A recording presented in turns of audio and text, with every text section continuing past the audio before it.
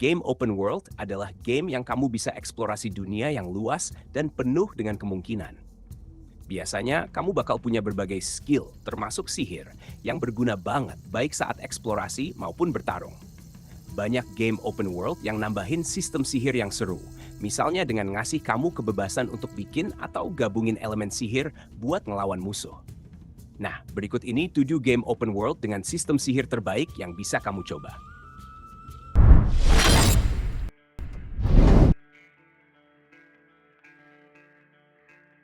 The Witcher 3: Wild Hunt. Game open world ini tidak hanya menawarkan pemandangan yang memukau dan cerita yang mendalam, tetapi juga sistem pertarungan yang sangat menarik. Pertama-tama, kita perlu mengenal Geralt of Rivia, sang protagonis utama. Geralt adalah seorang Witcher, yaitu pemburu monster yang telah menjalani berbagai mutasi untuk mendapatkan kekuatan dan kemampuan di atas manusia biasa. Dunia The Witcher sendiri dipenuhi dengan berbagai makhluk fantastis, intrik politik, dan sihir yang membuat setiap sudut petualangan kita menjadi pengalaman yang tak terlupakan. Yang membuat The Witcher 3 begitu istimewa adalah kombinasi antara combat melee dan penggunaan sign. Combat melee dalam game ini sangat dinamis. Geralt dilengkapi dengan 2 pedang, satu terbuat dari baja untuk melawan manusia, dan satu lagi dari perak untuk melawan monster. Dengan pedangnya, Geralt bisa melakukan berbagai serangan cepat dan kuat, serta menghindar dan memblok serangan musuh dengan sangat elegan. Ada 5 sign utama yang bisa digunakan, yaitu Art, Igni, Yrden, Quen, dan Aksi. Setiap sign memiliki fungsinya sendiri yang bisa sangat berguna tergantung situasi dan musuh yang dihadapi. Pertama, Art. Sign ini merupakan gelombang telekinetik yang bisa melempar musuh dan menghancurkan objek di lingkungan sekitar. Sangat berguna untuk melumpuhkan musuh sementara atau membuka jalan yang tertutup. Kedua, Igni. Dengan sign ini, Geralt bisa mengeluarkan semburan api yang bisa membakar musuh. Igni sangat efektif melawan musuh yang rentan terhadap api dan bisa menyebabkan kerusakan berkelanjutan. Ketiga, Yrden. Ini adalah jebakan magis yang bisa memperlambat musuh yang masuk ke dalam area efeknya. Sangat berguna melawan musuh yang cepat atau yang sulit dihadapi dengan cara biasa. Keempat, Quen. Quen adalah perisai energi yang bisa menyerap kerusakan sementara. Ini adalah salah satu sign yang paling sering digunakan karena bisa memberikan waktu untuk bernapas dan menyusun strategi. Kelima, Aksi. Dengan Aksi, Geralt bisa memanipulasi pikiran musuh, membuat mereka berkelahi satu sama lain atau menjadi lebih mudah dikalahkan. Aksi juga berguna dalam dialog untuk meyakinkan NPC. Selama petualangan, pemain bisa membuka berbagai kemampuan sign, tetapi pilihan untuk mengembangkan mana yang paling efektif sepenuhnya ada di tangan mereka. Misalnya, kombinasi antara Art dan Igni bisa sangat mematikan. Art untuk menjatuhkan musuh, dan Igni untuk membakar mereka saat mereka tidak berdaya. Atau mengombinasikan Yrden dan Quen bisa memberikan perlindungan maksimal sambil memperlambat musuh yang menyerang. Keberhasilan dalam The Witcher 3 tidak hanya bergantung pada seberapa baik kita bisa bertarung dengan pedang, tetapi juga seberapa pintar kita menggunakan sign untuk mengatasi berbagai tantangan. Setiap pemain mungkin akan menemukan kombinasi sign yang paling cocok dengan gaya bermain mereka sendiri. Jadi, jangan ragu untuk bereksperimen dan menemukan cara terbaik untuk mengalahkan musuh-musuh yang menanti.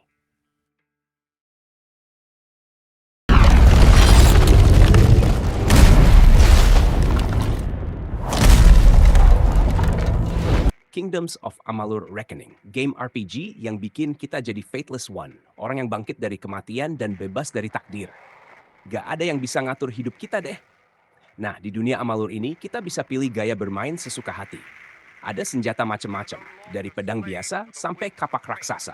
Kalau mau jadi paladin, pilih aja longsword atau greatsword. Longsword itu seimbang, sementara greatsword lebih brutal dengan kerusakan tinggi. Terus, sihir juga penting. Kita bisa mainin elemen seperti api, tanah, dan listrik. Bahkan bisa panggil badai dari langit atau hujan meteor buat ngehabisin musuh banyak sekaligus. Keren kan? Tips buat jadi paladin. Pertama, senjata. Pilih longsword atau greatsword. Kedua, sihir. Fokus di sphere of protection dan heal. Jangan lupa shock buat smite magic. Ketiga, perisai skill. Shield bash penting buat buka serangan. Keempat, loot. Cari peralatan bagus tapi kesabaran diperlukan. Kelima, roleplay. Tingkatkan persuasion, blacksmithing, dan sage crafting. Oh iya, Lore-wise, Dewa Mitaru cocok buat paladin yang cinta ketertiban. Sementara Thyrdon lebih buat yang udah pengalaman di medan perang. Almain rasnya oke buat jadi paladin, dan Ljo Salfar juga bisa jadi Justisar yang keren.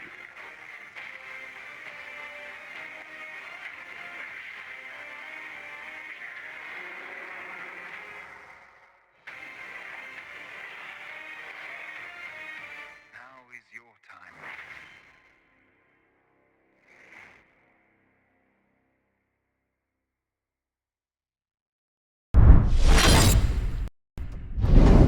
Hogwarts Legacy, game yang telah lama dinantikan oleh para penggemar franchise Harry Potter. Dikembangkan oleh Avalanche Software dan Portkey Games, game ini mengambil genre open world action RPG dan berlatar di dunia sihir yang kita kenal dari novel dan film Harry Potter.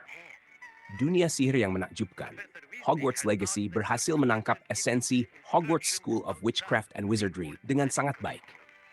Peta dunia terbuka dalam game ini menghadirkan vibe yang autentik, memungkinkan pemain merasakan megahnya lingkungan sekolah sihir. Kamu akan merasa seperti benar-benar menjadi murid Hogwarts, menjelajahi lokasi ikonik seperti rumah Hagrid dan tempat-tempat lain yang dikenal dari seri film. Pemain dapat menggunakan mantra dan sihir yang sama seperti yang ada di film dan buku. Namun, yang menarik adalah beberapa musuh di game ini mengharuskan pemain untuk menggunakan mantra yang berbeda, terutama saat menghadapi musuh yang memagari diri mereka dari serangan mantra tertentu. Ini menambahkan elemen strategi dan variasi dalam pertempuran. Selain itu, karakter-karakter yang menghuni dunia Hogwarts Legacy sangat mengesankan. Kamu akan berinteraksi dengan teman sekelas yang akan membantu kamu dalam petualangan dan membentuk hubungan sosial. Setiap karakter memiliki kepribadian yang unik dan mengundang simpati. Namun, perlu dicatat bahwa Hogwarts Legacy juga memiliki beberapa kekurangan. Plotnya memiliki beberapa celah dan mungkin tidak terlalu mendalam. Selain itu, variasi musuh dalam game ini terbatas. Meskipun begitu, kesan positif dari dunia sihir dan pengalaman bermain yang memikat membuatnya layak untuk dijelajahi. Jadi bagi para penggemar Harry Potter, Hogwarts Legacy adalah kesempatan untuk merasakan dunia sihir secara mendalam dan memainkan peran sebagai murid Hogwarts yang sebenarnya.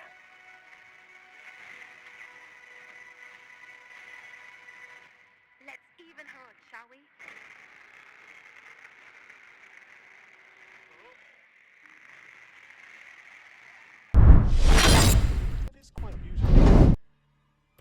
Yeah, and Forspoken, game ini memiliki sistem sihir yang benar-benar memukau. Frey, karakter utama kita, memiliki 4 jenis sihir yang berbeda. Setiap jenis sihir memiliki warna yang khas dan visualnya sungguh memanjakan mata. Kamu akan merasakan sensasi sihir yang kuat saat Frey mengeluarkan mantra ofensif atau menghindari serangan dengan gerakan parkour yang lincah. Mari kita bahas lebih detail tentang jenis sihir yang dimiliki Frey. Pertama, elemen tanah, mantra ofensif yang memanipulasi tanah dan batu. Frey dapat menciptakan gempa bumi dan menghancurkan musuh dengan kekuatan alam. Kedua, elemen api, mantra ofensif yang menghasilkan api membara. Frey dapat meluncurkan bola api atau menciptakan dinding api sebagai pertahanan. Ketiga, elemen air, mantra ofensif yang mengendalikan angin dan air. Frey dapat menghempaskan musuh dengan angin kencang atau meluncur di atas permukaan air. Keempat, elemen udara, mantra ofensif dan defensif yang memungkinkan Frey terbang dan melompat jauh dengan kemampuan parkour yang luar biasa. Frey harus menghadapi korupsi yang mengancam dunia Atia. Dia akan bertemu dengan karakter-karakter unik, menjelajahi lingkungan yang luas, dan menghadapi tantas para penguasa yang kuat. Namun, perjalanan Frey tidak hanya tentang pertempuran, tetapi juga tentang pertumbuhan karakter dan hubungan dengan Cuff, armband ajaib yang selalu menemaninya.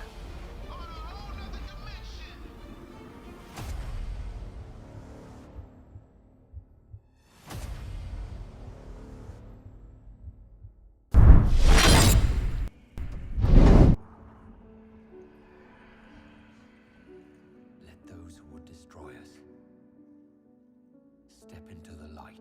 Dragon Age Inquisition adalah game yang berlangsung di benua fiksi bernama Thedas, yang dihuni oleh 5 ras utama, Kunari, manusia, Kurcaci, Elf, dan Darkspawn.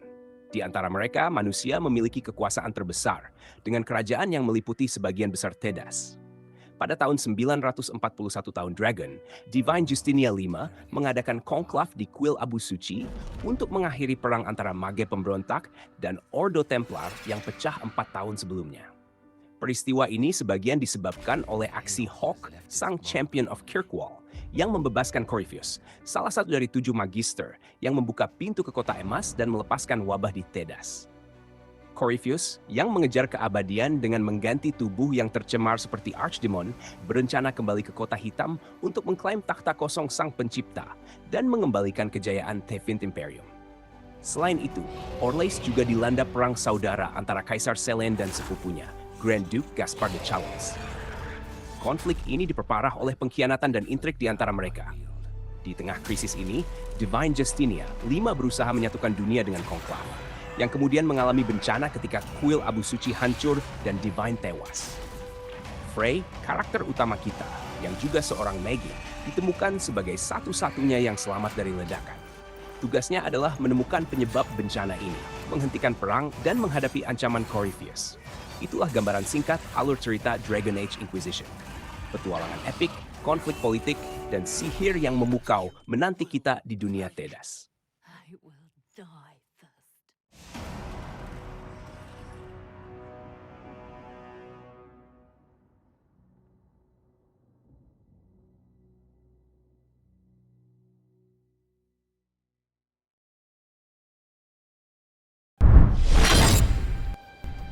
At last!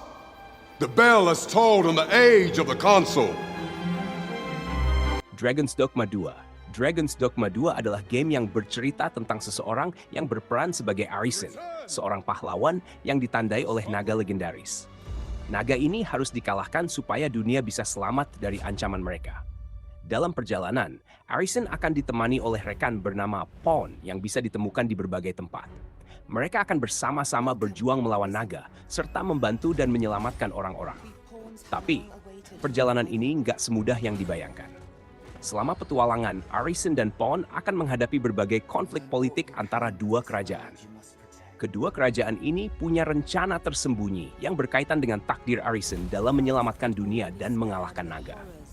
Apakah Arisen dan Pawnnya bisa menyelamatkan dunia dan mengalahkan naga?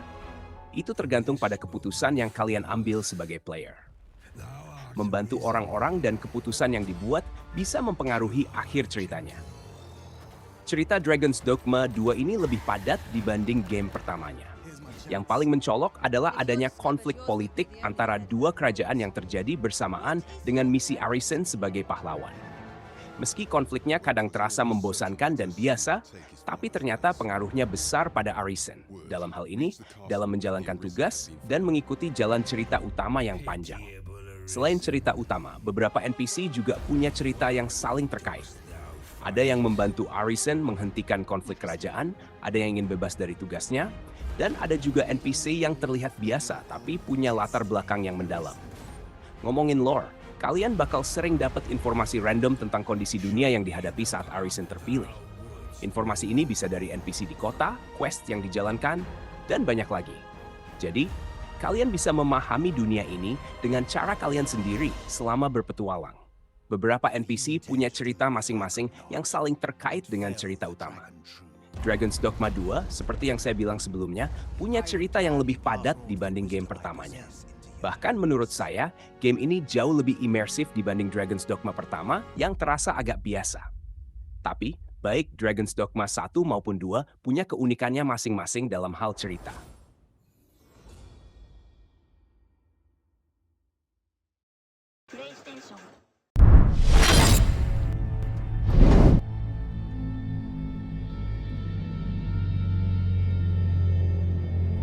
Elden Ring, ceritanya cukup straightforward. Kamu bakal main sebagai seorang mantan ksatria yang disebut Tarnished, dan kembali ke Lands Between untuk ngumpulin Great Rune dari pecahan Elden Ring yang dimiliki para demigod keturunan Ratu Marika the Eternal. Elden Ring itu sendiri adalah sumber kekuatan besar dari Erdtree yang konon bisa menguasai angkasa. Tapi setelah kejadian misterius yang bikin Elden Ring hancur dan kematian demigod Godwyn the Golden, seluruh Lands Between jadi kacau dengan perebutan kekuasaan. Meskipun kamu cuma tarnish tanpa gelar dan tanpa panduan Finger Maiden, harapan terbesar justru ada di tanganmu untuk mengalahkan semua demigod dan menyatukan pecahan Elden Ring supaya kamu bisa jadi Elden Lord berikutnya. Mungkin kamu udah tahu, tapi cerita di Elden Ring ini hasil kolaborasi dengan novelis terkenal George R.R. Martin. Dengan dasar cerita dari Martin, Hidetaka Miyazaki dan timnya berhasil bikin cerita yang seru banget. Terutama saat kamu sadar kalau kamu bukan satu-satunya Tarnished yang balik ke Lands Between. Meski begitu, nggak semua Tarnished punya tujuan yang sama. Peran Melina sebagai pemandu juga jadi lebih menarik, karena dia bukan Maiden beneran dan cuma memainkan peran itu sambil nyari tahu arti kehidupannya di Erdtree. Dari sini, hubungan kamu sama Melina terasa lebih dalam dan bikin penasaran dengan identitas dia. Pasti ada banyak latar belakang cerita dan rahasia yang bisa kamu temui sendiri dalam game ini. Tapi seperti biasa, semua informasi itu tergantung dari pemahamanmu saat main. Setiap item dalam game juga punya deskripsi yang memberikan potongan-potongan cerita penting. Jadi salah satu kesenangan dari menjelajahi Lands Between adalah baca deskripsi semua item yang ada. Elden Ring terkenal susah, dan itu udah jadi fakta yang semua gamer udah antisipasi.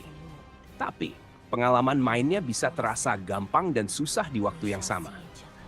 Kadang, game ini terasa lebih mudah karena kamu bisa pakai Spirit Summon yang fleksibel buat nambah kekuatan tempur. Ada checkpoint lebih banyak dan berdekatan. Sistem crafting yang simple tapi berguna banget. Dan tidak ada kemajuan yang terhambat berkat desain game yang lebih terbuka, serta checkpoint ekstra seperti Stake of Marika.